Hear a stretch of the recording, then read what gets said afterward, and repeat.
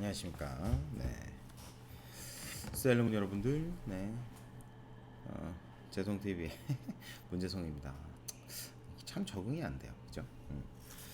어, 지난 시간에 우리가 얘기했던 내용이 잠시만요. 선생님 파일을 열어야 되겠어요. 클라우드 드라이브,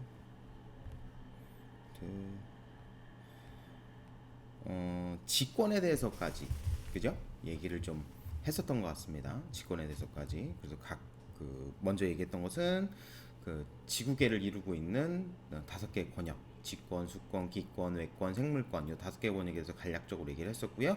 그 중에 우리가 집중적으로 얘기했던 것은 직권에 대해서 집중적으로 얘기를 했었습니다.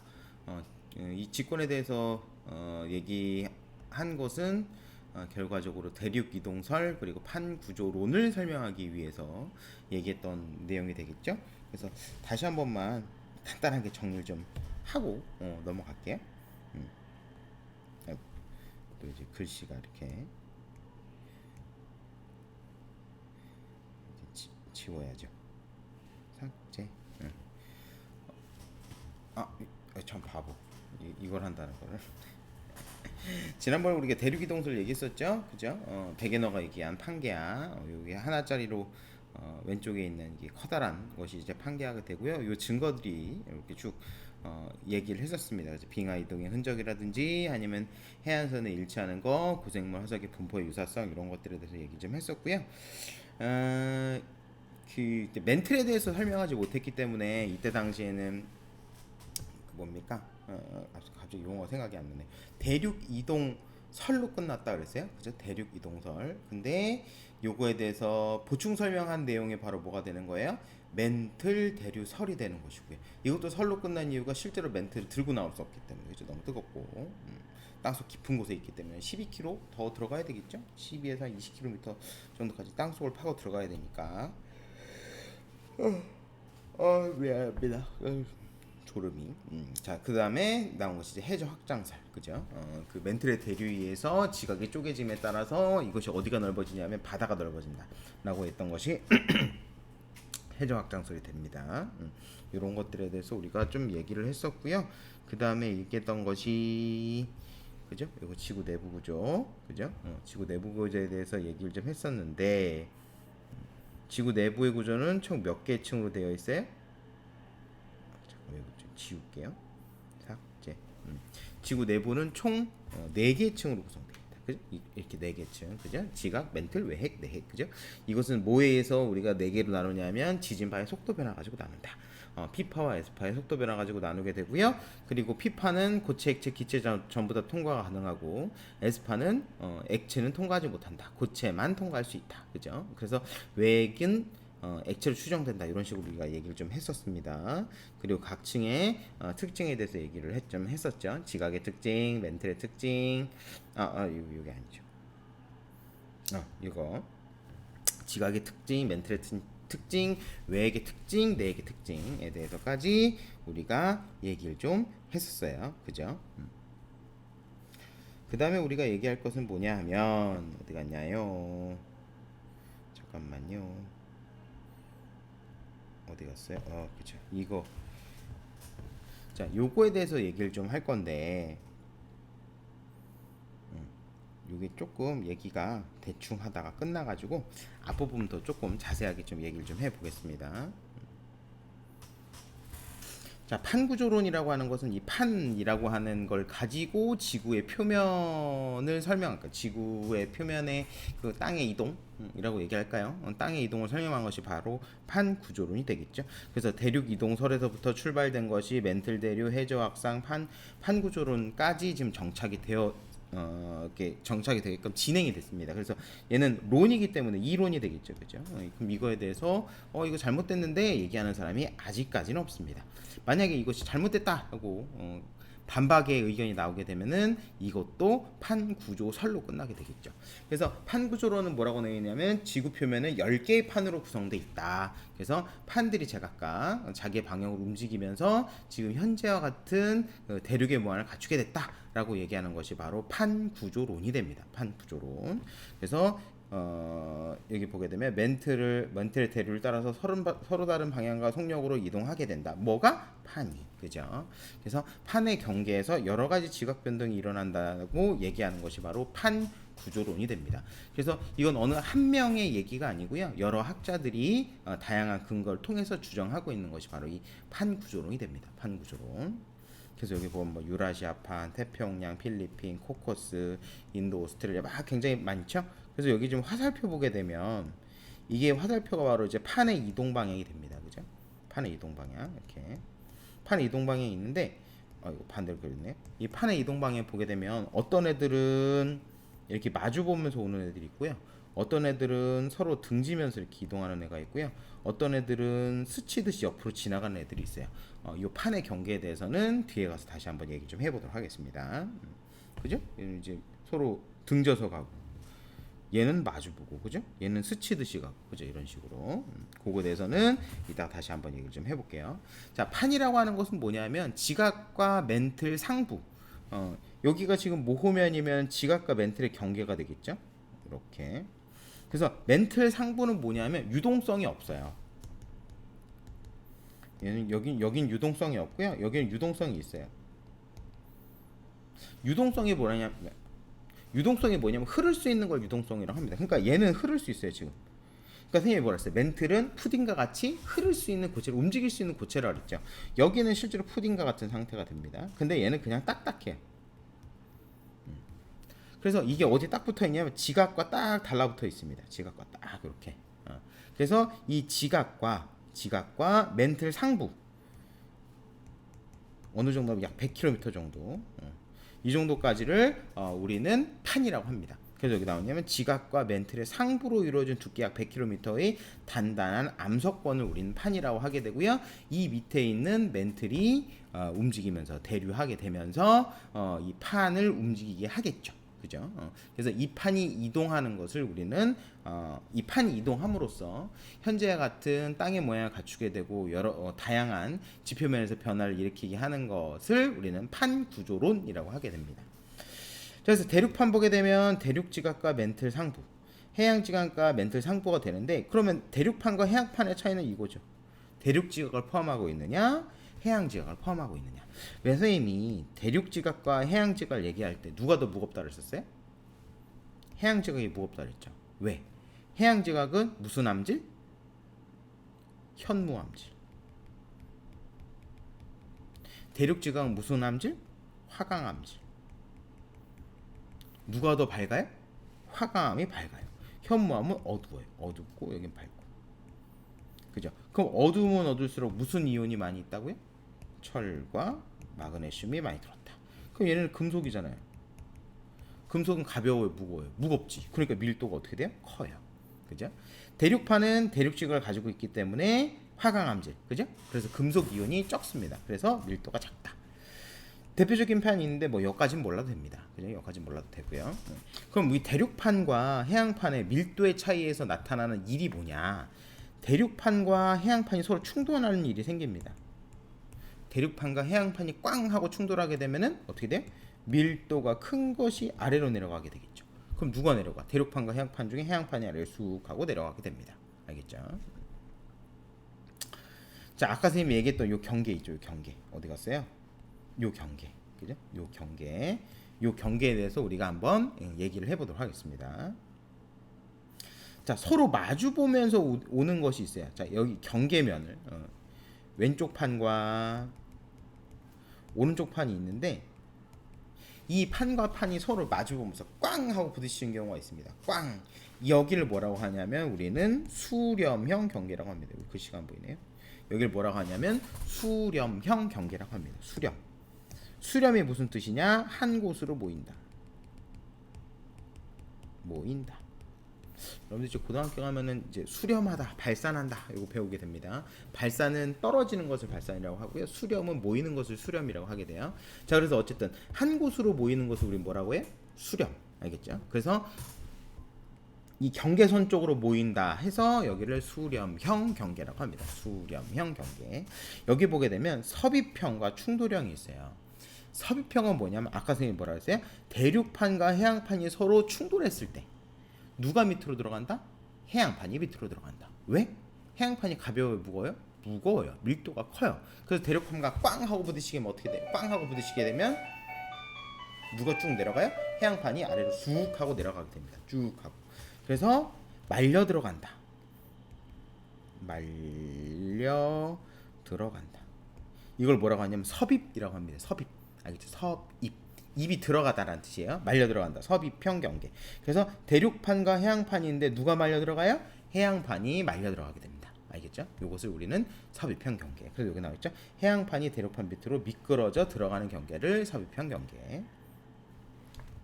자, 충돌형 경계. 충돌형 경계는 뭐냐면 서로 같은 판일 경우 이 일이 나타나게 됩니다. 대륙판과 대륙판일 때 서로 같은 판이 되겠죠. 그럼 어떻게? 얘네는 누가 더 무거운 게 없어요. 그럼 얘가 어떻게? 서로 꽝 하고 부딪히면 동시에 위로 쑥 하고 올라오게 됩니다. 쑥. 알겠죠? 이거를 뭐라고 하는 거야? 충돌형 경계. 알겠죠? 충돌형 경계. 얘는 같은 판. 얘는 다른 판. 알겠죠? 같은 판의 충돌이냐 다른 판의 충돌이냐에 따라서 섭입형, 충돌형으로 나뉘게 됩니다. 알겠죠? 섭입형 같은 경우에 누가 말려 들어간다고? 해양판이 말려 들어간다고요. 알겠죠? 자, 근데 잘 봅시다. 여기 말려 들어가면 문질러주면 어떻게 돼? 문질러주면 열이 나겠죠? 그래서 어떻게 되냐면 지각이 녹습니다. 그럼 지각이 녹으면 뭐가 돼? 마그마. 그 마그마가 가만히 있는 것이 아니라 부글부글 끓어서 산에서 뻥 터지면 여기 뭐가 돼요? 화산이 되겠죠. 그죠? 그래서 이 섭입형 경계에서 나타나는 것이 바로 뭐냐면 화산. 알겠죠? 화산 현상이 잘 나타나게 되고요. 그리고 지진도 잘 나타나게 됩니다. 문질러지기 때문에. 그래서 여기 보게 되면은 지진이 발생하게 되겠죠. 그죠? 그리고 화산 활동 발생하게 되고. 자, 그런데 충돌형 경계 같은 경우에는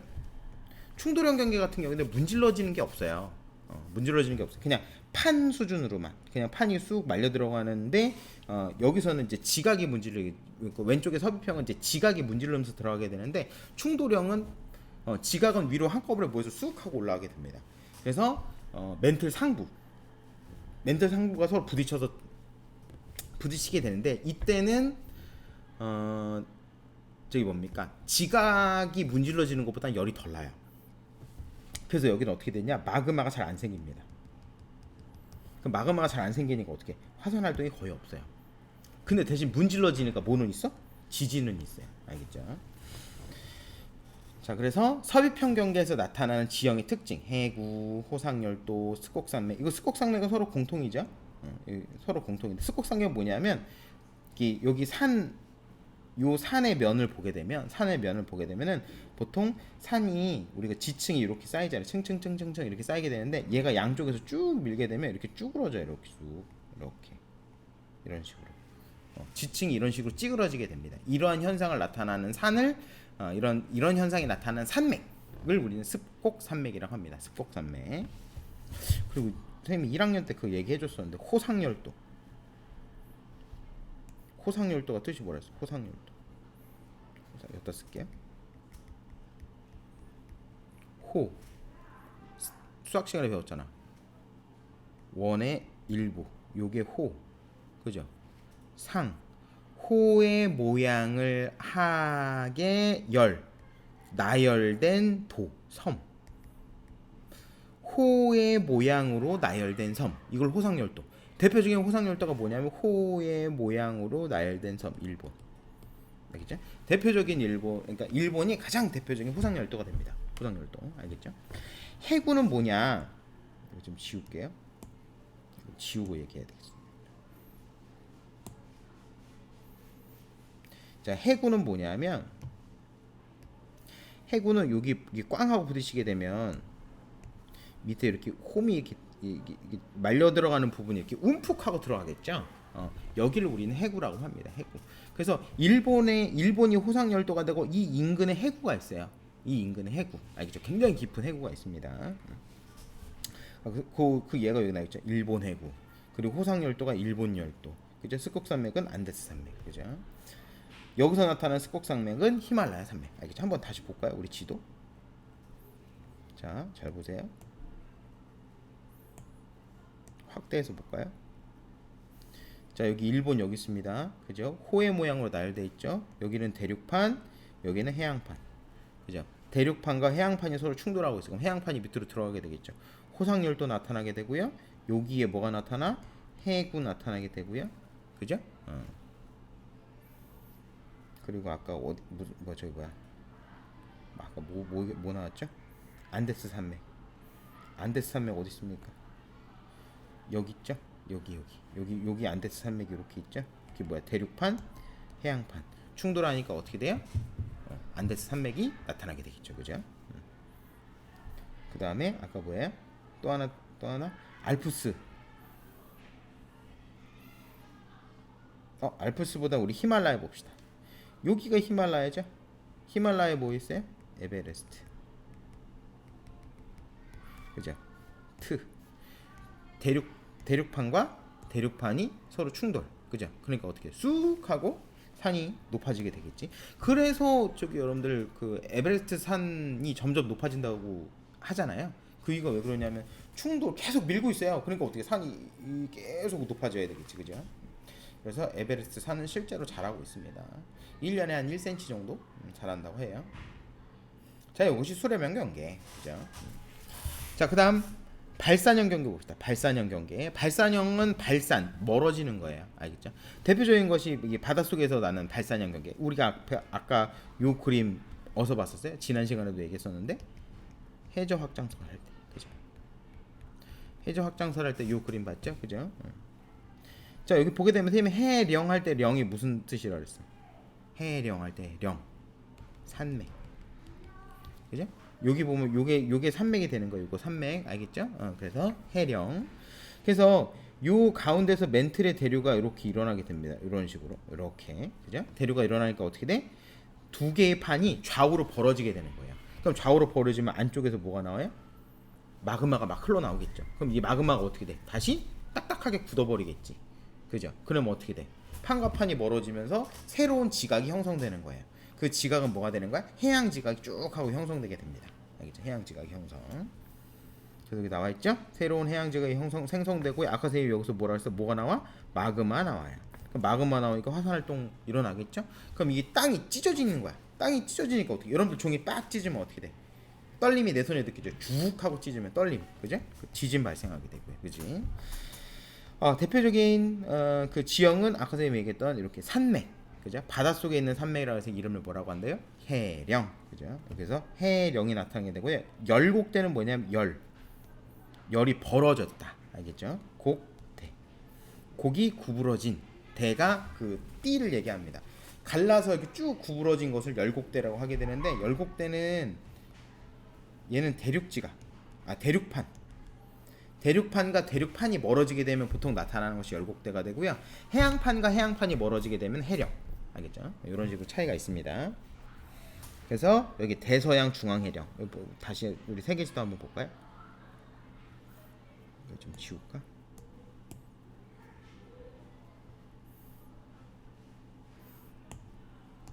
대서양이 어디 있어요? 요게 대서양인가요? 요게 대서양? 요 대서양 중앙해령. 그죠? 여기가 이제 대서양 중앙해령이 될 것이고 아까 또 어느 지역이라고 했습니까? 아이슬란드 열곡대. 아이슬란드 어디 있습니까? 아이슬란드 저 위에 여기 있다. 아닌데? 여기 얘기하는 것 같아요. 여기 요쯤 그죠? 요쯤 여기 아마 열곡대가 존재할 겁니다. 이게 아이슬란드 그죠? 아이슬란드 열곡대 그죠? 이렇게 보면 되고요. 보존형 경계는 뭐냐면 보존된다. 뭐가 보존되냐면 판의 크기가 보존됩니다. 그럼 판의 크기가 보존된다라고 하는 것은 뭐냐면 앞에서 얘기했던 발산형 경계와 수렴형 경계는 수렴형 경계 같은 경우는 판과 판이 충돌해요. 그래서 안쪽에 쑥 판과 판이 꽝 하고 충돌해. 그럼 아래쪽 쑥 들어가잖아요. 그럼 이게 들어가는 판은 어떻게 돼? 사라지는 거죠. 그죠? 그래서 수렴형 경계는 판이 소멸합니다. 수렴형 경계는 판이 소멸하게 되고 발산형 경계는 판이 이렇게 멀어지니까 어떻게 돼? 새로운 판이 형성되게 되겠죠. 수렴형은 판의 소멸, 발산형은 판의 생성. 알겠죠? 다시 요거 잘 얘기했다. 여기는 판 생성, 위에 거는 판 소멸. 근데 보존형 경계는 판의 크기가 유지. 그래서 보존형 경계. 알겠죠? 그래서 얘는 서로 어긋나게 지나가게 됩니다. 이렇게 서로 마주 보면서 이렇게 지나가게 돼요. 마주 보면서. 그래서 여기 보게 되면 판의 생성이나 소멸이 일어나지 않습니다. 그래서 판의 크기가 유지되니까 보존형 경계. 알겠죠? 화산 활동 없습니다. 알겠죠? 왜냐하면 여기서 마그마가 발생할 수가 없어요. 대신 지진은 엄청 잘 일어납니다. 왜냐하면 문질러지니까 서로 이렇게 스쳐 지나가면서 이제 문질러지기 때문에 지진 활동이 굉장히 잘 일어나게 됩니다. 대표적인 곳이 어디냐면 샌 안드레아스 단층이 가장 대표적이에요. 샌 안드레아스 단층이 어디냐면 여기 있어요. 여기 요게 샌 안드레아스.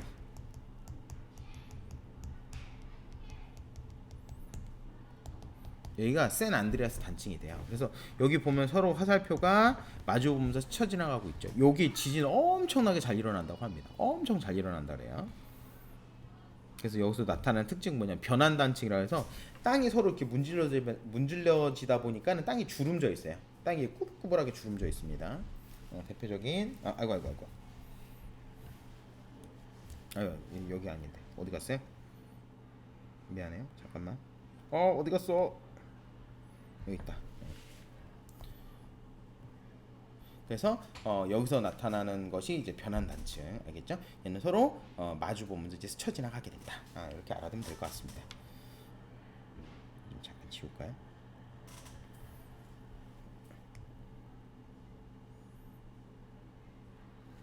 삭제 완료. 그럼 우리가 이제 뭐 할 거냐? 어디 갔어요? 지진 얘기합시다. 화산 활동과 지진. 아까 우리가 판이 생성되는 부분과 판이 소멸되는 부분, 그리고 판의 크기가 유지되는 부분 같은 경우에는 판이 서로 움직이면서 부딪히거나 문질러지거나 혹은 이제 땅속으로 이제 들어가게 되거나 뭐 새롭게 만들어지는 거냐에 따라서 화산 활동이 발생하기도 하고요. 지진이 발생하기도 합니다. 그럼 결과적으로 우리가 화산 활동과 지진은 어디서 일어나는 거야? 판의 경계면에서 일어나겠습니다. 우리가 렉이 있는 거 같죠? 판의 경계면에서 일어나게 됩니다. 알겠죠? 판의 경계면에서. 렉이 있는 것 같으니 빨리 화면을 넘겼어요. 자, 그래서 화산대와 지진대 보게 되면 이 대자는 뭐냐면 띠를 뜻해. 띠. 그래서 우리가 가죽으로 만들어진 띠를 혁대라고 하죠. 혁대. 혁띠가 아니라 정확하게 표현한 것은 혁대가 맞습니다. 혁은 가죽 혁자. 대는 띠 대자. 그러니까 가죽띠예요. 가죽띠. 여러분들 허리에 두르는 가죽띠를 혁대라고 합니다. 혁대. 그래서 화산대는 화산 활동이 자주 발생하는 지역이 띠 모양으로 분포되어 있어서 이제 화산대. 지진대는 말 그대로 앞에서 얘기했던 것과 마찬가지로 지진이 일어나는 지역을 봤더니 띠 모양으로 되어 있다라고 해서 지진대. 알겠죠?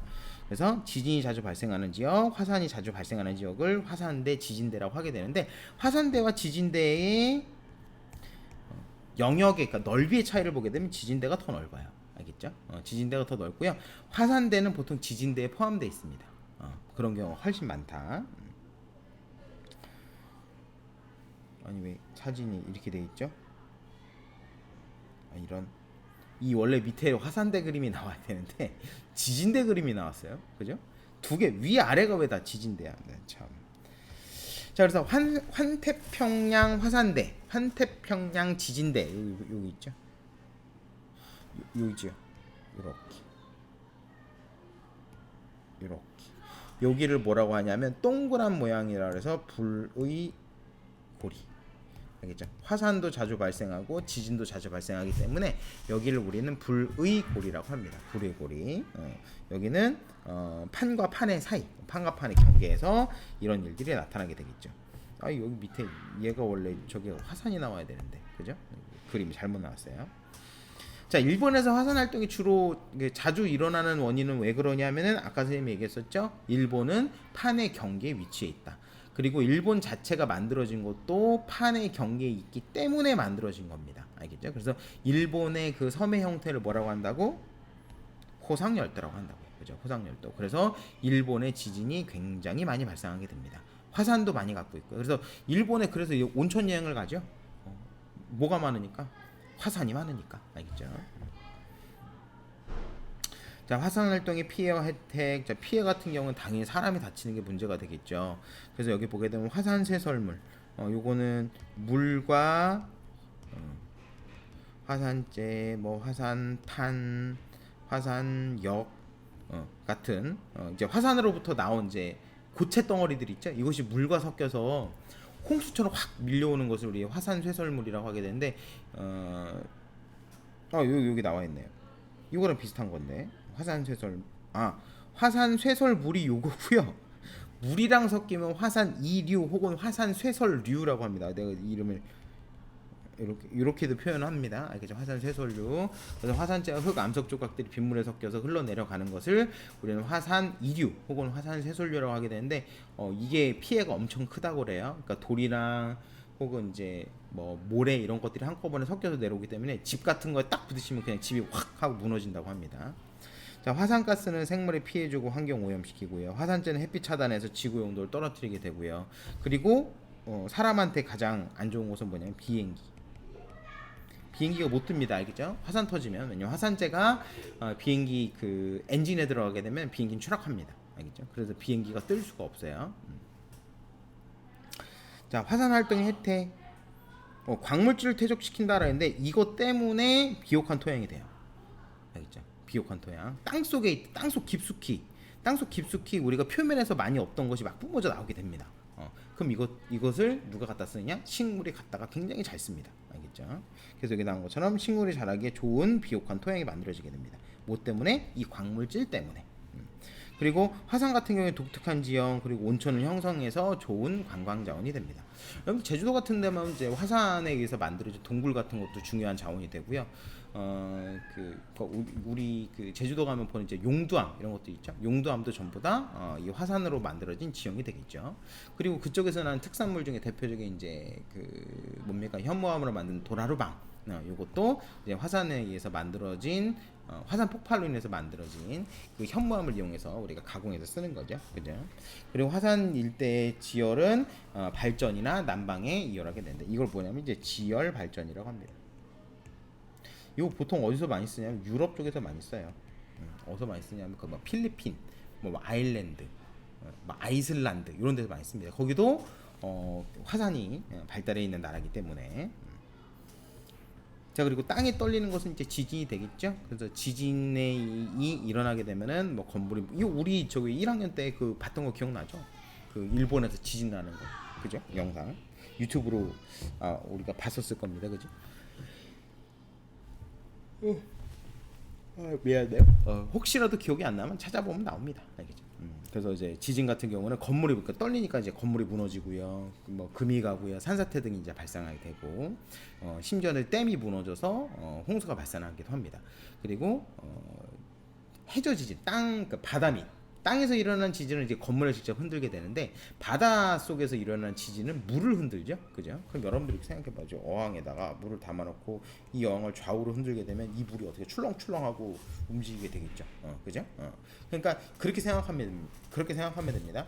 지진 자체는 물을 떨게 할 수는 없어요. 근데 물이 담겨 있는 그릇은 떨게 할 수 있죠. 어항은 떨게 할 수 있죠. 그러니까 어떻게 돼? 얘가 출렁출렁 하면서 엄청나게 거대한 파도로 땅에 밀려오게 되면 이게 바로 뭐가 되는 거야? 지진 해일인 쓰나미가 되는 겁니다. 지진 쓰나미. 그래서 지진 대체 건물이나 다리, 댐 등의 내진 설계를 한다. 내진 설계는 뭐냐면 이 기둥을 그냥 땅에다 바로 박아버리면 바로 박아버리게 되면은 이 땅의 흔들림에 따라서 이 기둥 자체가 막 떨려버리게 되겠죠. 그래서 건물이 무너질 수 있기 때문에 이 기둥과 기둥 사이에다가 고무 같은 거를 이렇게 꽂아놔요. 그러면 이제 밑에가 막 떨려도 위에가 좀 덜 떨리게끔, 알겠죠? 그래서 내진 설계를 제일 잘하는 나라가 바로 일본입니다. 왜냐면 걔네는 지진과 함께 쭉 살았기 때문에 이 내진 설계 굉장히 잘한다 그래요. 그래서 우리나라도 요즘 이제 지진이 발생하고 있어서 이 내진 설계 쪽에 좀 집중을 많이 하고 있는 것 같더라고요, 여러분들. 그래서 나중에 혹시라도 이런 건축 쪽에 관심 있는 친구들은 이 내진 설계 쪽 한번 연구해 보는 것도 좋을 것 같아요. 내진 설계나 혹은 뭡니까 뭐 재해로부터 막을 수 있는 그런 건축물들 이런 것도 굉장히 좋을 것 같습니다. 자, 지진 발생 예보 시스템 구축한다. 우리나라 같은 경우에 이 시스템이 굉장히 잘 돼 있죠. 지진 발생하면 바로 경보 울리게끔. 일본 같은 경우에는 아까 선생님이 얘기했던 것처럼 지진과 함께 살아온 나라이기 때문에 걔네는 모든 TV에서 동시에 얘기를 합니다. 지진이 발생해야 되면 어느 지역에 지진이 발생했다라고 바로 모든 방송을 끊고 얘기해요. 모든 방송을 끊고. 그래서 또 그런 것도 좀 배우면 좋을 것 같아요. 자, 지진이 발생할 경우를 대비해서 대피 방법을 익힌다. 여러분들 대피할 때 선생님이 얘기했었는데 어떻게 대피하라 그랬어요? 책상 밑에 숨었다가, 그죠? 그리고 머리에 책가방 같은 거 위에 얹어서 도망가면 된다 그랬죠? 그죠? 그런 거 질문한 친구들 있죠. 선생님 교실에 있다가 깔리면 어떡합니까? 뭐 어쩔 수 없죠. 선생님이 얘기했던 것처럼 생존할 확률을 높이는 게 중요한 거지. 알겠죠? 생존할 확률을 높이기 위해서는 우리가 여기, 그러니까 사진은 잘려도 죽지는 않잖아요. 내가 팔 잘렸다고 죽거나 하진 않으니까. 생존할 수 있는 확률이 높으니까 뭐 팔 하나쯤 내주고 요거 보호하는 게 더 나으니까, 그죠? 그래서 요런 식으로 여러분들 그 지진이 발생할 경우에는 머리와 몸통을 보호하고, 그죠? 머리와 몸통을 보호하고 지진이 좀 멈췄을 때 어떻게 한다고? 머리에다가 가방에 이런 걸 얹어서, 책이나 이런 걸 얹어서 머리를 보호하면서 바깥으로 나가게 됩니다. 나갈 때는 절대 엘리베이터 이용하지 않고요, 계단을 이용해서 나가게 됩니다. 왜냐하면 지진이 발생하게 되면 엘리베이터 굉장히 취약해요. 엘리베이터가 이제 떨어질 수도 있고요. 그래서 안전상 문제가 있기 때문에 대피할 때는 반드시 계단을 통해서 대피를 해야 됩니다. 갑자기 내가 나침반 교육을 하고 있는 것 같아요. 이 정도까지 하면은 우리 지금 4단원의 내용까지는 끝나는 것 같아요. 그래서 거기 보면 이제 지구계에 대한 내용이 좀 꼼꼼하게 정리가 좀 되어 있던 거, 그 단원 자체가 그 지구계에서 특히나 이쪽 왜 이렇게 하품을 하죠? 이 직권에 대한 내용이 조금 중점이 많이 맞춰져 있어가지고 우리가 지금 직권에 대해서 좀 수업을 좀 진행을 해봤습니다. 이렇게 되면 우리가 지금 4단원이 끝나게 되는 것이고요. 다음 시간에는 우리가 5단원 한번 진행을 해볼게요. 5단원은 그 세포, 그리고 이제 호흡, 광합성, 그리고 유전까지 좀 정리가 좀 되어 있어서 아마 요 단원은 좀 시간이 좀 오래 걸릴 것 같습니다. 그래서 요것도 거의 한 일주일 정도, 이번 주 목요일 아니면 금요일 날 이 다음 수업이 되겠죠. 크게 변동이 없는 한 이렇게 하고 우리 2주간 학교 오고, 그죠? 그리고 또 이어서 수업을 진행하면 얼추 5단원, 6단원까지는 끝내볼 수 있을 것 같아요. 최대한. 그러면은 3, 4, 5, 6. 총 8단원 중에서 4개 단원 정도까지는 끝내보도록 합시다. 아니면 2단원을 해서 1, 2, 3, 4, 5까지 까지 한번 해보도록 할게요. 알겠죠? 그러면 오늘은 여기까지 하고요. 오늘은 여기까지 하고요. 다음 시간에 보도록 합시다. 여러분들 안녕.